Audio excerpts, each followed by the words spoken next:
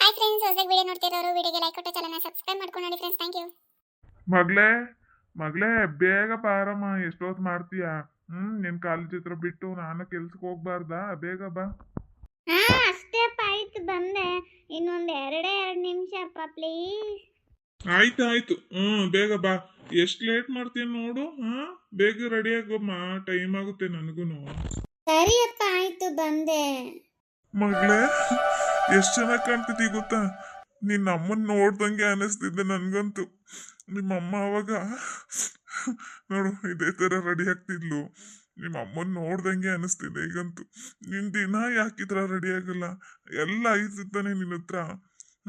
ಆದ್ರೂ ಕೂಡ ನೀನು ಪ್ಯಾಂಟ್ ಶರ್ಟ್ ಹಾಕೊಂಡಿರ್ತೀಯಲ್ಲಮ್ಮ, ನೋಡಕ್ ಎಷ್ಟು ಲಕ್ಷಣವಾಗಿದೆ ಗೊತ್ತಾ? ನನ್ನ ದೃಷ್ಟಿನೇ ತಾಗುತ್ತೆ, ನನ್ ಬಂಗಾರ. ಏನಪ್ಪ ನೀನು ಚಿಕ್ಕ ಮಕ್ಕಳ ಥರ ಹಿಂಗೆ ಮಾತಾಡ್ತಾ ಇದೀಯಾ?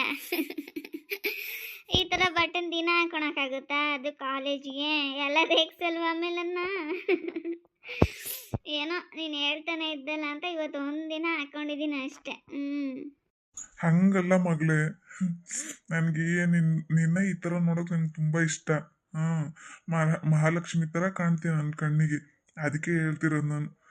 ಹಾಗಾಗಿ ಈ ಥರ ಹಾಕೋ, ಹಬ್ಬಗಳ ಟೈಮಲ್ಲೆಲ್ಲ ಹಾಕೋ.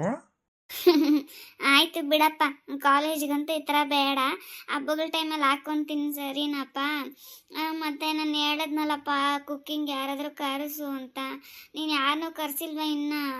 ಇಲ್ಲ ಯಾಕಮ್ಮ, ನಾನೇ ಮಾಡ್ಕೊಡ್ತೀನಿ ಬಿಡು.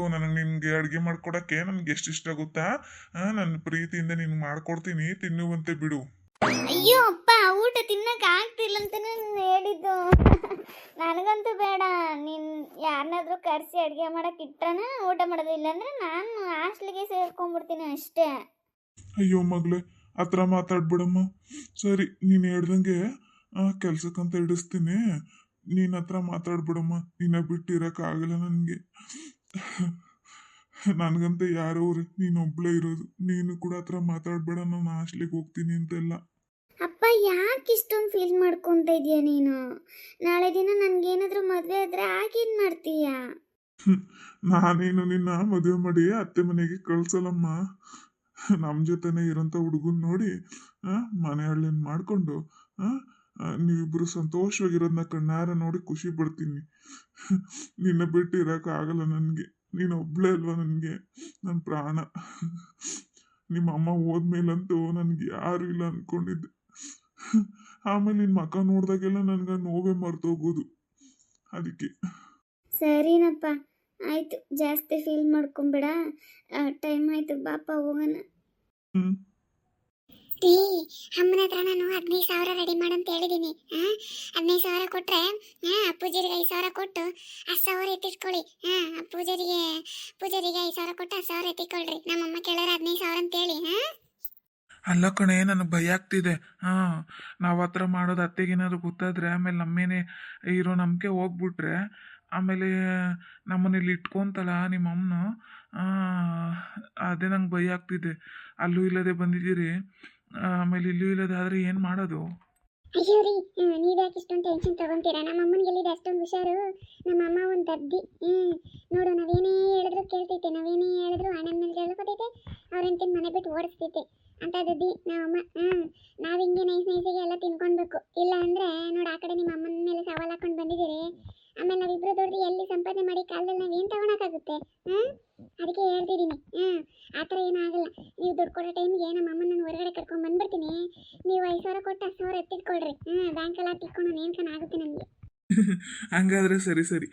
ನಾನು ದುಡ್ಡು ಕೊಡೋ ಟೈಮ್ ಹೊರಗಡೆ ಕರ್ಕೊಬರ್ತೀನಿ ಅಂದರೆ ನಾನು ಮಾತಾಡೋ ಮ್ಯಾನೇಜ್ ಮಾಡ್ಕೊತೀನಿ. ಅಮ್ಮ ಅಮ್ಮ ಅಮ್ಮ ಎಲ್ಲಿದೆಯಮ್ಮ? ಬೇಗ ಬಾ. ಇವನೆಂತ ಕರಿತವನೆ? ಯಾಕೋ ಅನ್ಕೋತಾ ಇದ್ಯಾ? ನಿನಗೆ ಏನಾದ್ರು ಬೇಕಾದ್ರೆ ಇವಾಗ ನಿನ್ ಮದುವೆ ಆಗುತ್ತಲ್ಲ, ನಿನ್ನ ಹೆಂಡತಿನ ಕೇಳ್ಬೇಕು ತಾನೆ. ನೋಡು, ಬಂದ್ಲಲ್ಲ ನಿನ್ನ ಹೆಂಡತಿ, ಕೇಳ ಅವಳನ್ನೇ. ಅವಳ ಹತ್ರ ಮಾತಾಡೋಂಥ ವಿಷಯ ಇಲ್ಲಮ್ಮ, ನಿನ್ನ ಹತ್ರ ಮಾತಾಡೋದು. ನಮಗೂ ಕೆಲ್ಸಕ್ಕೆ ಹೋಗಿ ಸಾಕಾಗ್ತಿದೆ. ಇಬ್ಬರು ಇನ್ನು ಎಷ್ಟು ವರ್ಷ ಅಂತ ಹಿಂಗೆ ದುಡ್ಕೊಂಡಿರೋದು. ನಮಗೂ ಇನ್ನು ಮಕ್ಕಳು ಮರಿ ಏನಿಲ್ಲ. ಅದಕ್ಕೆ ಒಂದು ಅಂಗಡಿ ಹಾಕೋಣ ಅಂತ. ಅಲ್ಲಿ ಸಿಟಿ ಏರಿಯಾದಲ್ಲೇ ಒಂದು ಬಾಡಿಗೆಗೆ ಅಂಗಡಿ ನೋಡಿದ್ದೀನಿ. ಅಡ್ವಾನ್ಸ್ 1,00,000 ಕೇಳ್ತವ್ರೆ. ಹಂಗೆ ನೋಡಿ ನಾನು ಒಂದು 50-60 ಸಾವಿರ ಗಂಟೆ ರೆಡಿ ಮಾಡಿದ್ದೀನಿ. ನೀನು 30-40 ಸಾವಿರ ಗಂಟೆ ಕೊಡಮ್ಮ. ನಿನ್ನ ಜೀವನಕ್ಕೆ ಏನಾರ ಮಾಡಬೇಕಲ್ಲ. 40,000 ನನ್ನ ಹತ್ರ ಎಲ್ಲ ಐತೆ ಅಷ್ಟೊಂದು ದುಡ್ಡು ನನ್ ಕೇಳ್ತೀಯ? ನನ್ನ ಹತ್ರ ಯಾವ್ದು ಇಲ್ಲಪ್ಪ. ನೀವೇನೋ ಮಾಡ್ಕೊಳ್ರಿ, ನನ್ನ ಹತ್ರ ಯಾವ ದುಡ್ಡು ಇಲ್ಲ, ನನ್ ಕೇಳ್ಬೇಡ್ರಿ. ಇನ್ನಾರ ಹತ್ರ ಕೇಳೋಣಮ್ಮ? ನನಗಂತ ಇರೋದು ನೀನು ಒಬ್ಳೆ. ಅಪ್ಪ ಇಲ್ಲ, ಏನೂ ಇಲ್ಲ.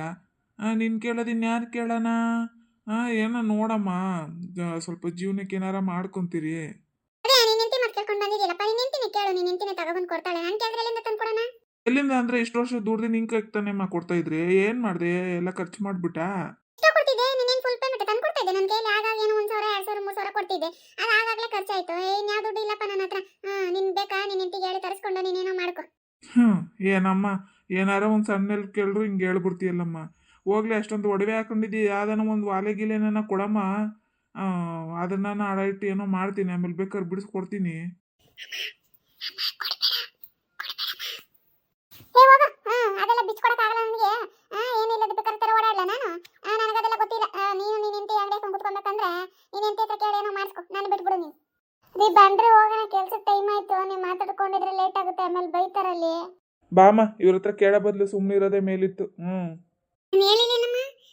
ಅಲ್ಲ, ನಾನು ಹೇಳಿಲ್ವಾ ನಿನ್ನ ಹತ್ರ ಇರೋ ದುಡ್ಡು ಕಸ್ತಿನ ಗಂಟ ನಿನ್ನ ಮಕ್ಳು ಅಂತ? ನೋಡ್ದೆ ನೀನು ಇಬ್ಬರು ಗಂಡು ಮಕ್ಳು ಬುದ್ಧಿ ಹೆಂಗೈತೆ ಅಂತ. ಈ ಸುಮ್ಮನೆ ಇರು, ಇನ್ನೂ ಹೊರಗಡೆ ಹೋಗೋರಷ್ಟೇ. ಕೇಳಿಸ್ಕೊಂಡ್ರೆ ಇದೆಲ್ಲ ಏನು ಕೇಳಿಸಲ್ಲ, ನೀನು ಸುಮ್ಮನಿರಿ. ನೋಡು, ಒಡವೆ ಬಿಚ್ಕೊಡಂತಾನೆ. ಯಾಕೆ ಅವ್ರಂತೀನಿ ಅಷ್ಟೊಂದು ದೊಡ್ಡ ಹಾಕೊಂಡೋಳೆ, ಅದನ್ನೇ ಬಿಚ್ಚಿಟ್ಟಾಗಲ್ವಾ? ಹ್ಞೂನಮ್ಮ, ಹಂಗೆ ಹಂಗೆ. ಸರಿ, ರೆಡಿ ಆಗಿದ್ದೀರಾ? ಹೋಗೋಣೇನಮ್ಮ, ಒಂದು 10 ಗಂಟೆಗೆ ಬಿಡೋಣ ಇಲ್ಲಿ ಮನೆ. ಆಯ್ತು ಕಣ, ಆಯ್ತು. 10 ಗಂಟೆ ಅಂತಿ. ಈಗಲೇ ಇನ್ನೊಂದು 10 ನಿಮಿಷ ಏನೋ ಐತೆ, ರೆಡಿ ಎಲ್ಲ ಆಗೈತೆ. ಏನಾದ್ರು ತಗೊಂಡ್ಬೇಕು ಅಲ್ಲಿಗೆ? ಪೂಜೆ ಸಾಮಾನು ಏನಾದ್ರು ತಗೋಬೇಕಾ? ಈ ಪೂಜೆ ಸಾಮಾನು ಏನೋ ಬೇಡಮ್ಮ, ನಿಂಬೆಹಣ್ಣು ಒಂದಿದ್ರೆ ಸಾಕು. ಹೋಗ್ತಾನೆ, ತಗೊಂಡಾಗಣ ಬಾ. ಸರಿ, ನಿಂದು ಈಚೆ ನಡಿ, ನಾನು ಬೇಗ ಹಾಕೊಂಡು ಬರ್ತೀನಿ. ಬೇಗ ತಗೊಂಡು ಬೇಗ ಹಾಕೋ ಬರ್ತೀನಿ. ಗಾಡಿ ತಿರುಗಿ ಬನ್ರಿ. ಚಿಚಿ, ಬೆಳಗ್ಗೆ ಇವ್ರ ಮಕ್ಕ ಆಗಲ್ಲ, ಆಗ ಕೆಲಸ ಆಗಲ್ಲ. ಆಯ್ತೇನಮ್ಮ, ಬೇಗ ಬಾಮ್ಮ. ಅಮ್ಮ, ಹೊಸ ಸ್ಕೂಟ್ರು ಕೇಳಿದ್ನಲ್ಲ, ಎಲ್ಲಿ ಹೇಳ್ದ ಅತ್ತೆಗೆ? ಇರ್ರಿ, ಸ್ವಲ್ಪ ಪ್ರಾಬ್ಲಮ್ ಎಲ್ಲ ಕ್ಲಿಯರ್ ಆಗಲಿ, ಆಮೇಲೆ ಹೇಳ್ತೀನಿ. ಆಮೇಲೆ ಹೇಳಿ ಮಾತಾಡಿ ಕೊಡಿಸ್ತೀನಿ, ಸುಮ್ಮನಿರಿ. ಈಗ ಹಿಂದೆಗಡೆ ಬಂದ್ಬಿಡ್ತಾಳೆ ನಾವು. ಆಮೇಲೆ ನಾವು ಮಾತಾಡೋದು ಕೇಳಿಸ್ಕೊಂಡ್ರೆ ನಮಗೆ ಪ್ರಾಬ್ಲಮ್ ಆಗೋ. ಸುಮ್ಮನಿರಿ, ರೂಮಲ್ಲಿ ಮಾತಾಡ್ಕೊಳ್ಳೋಣ. ಹಾಂ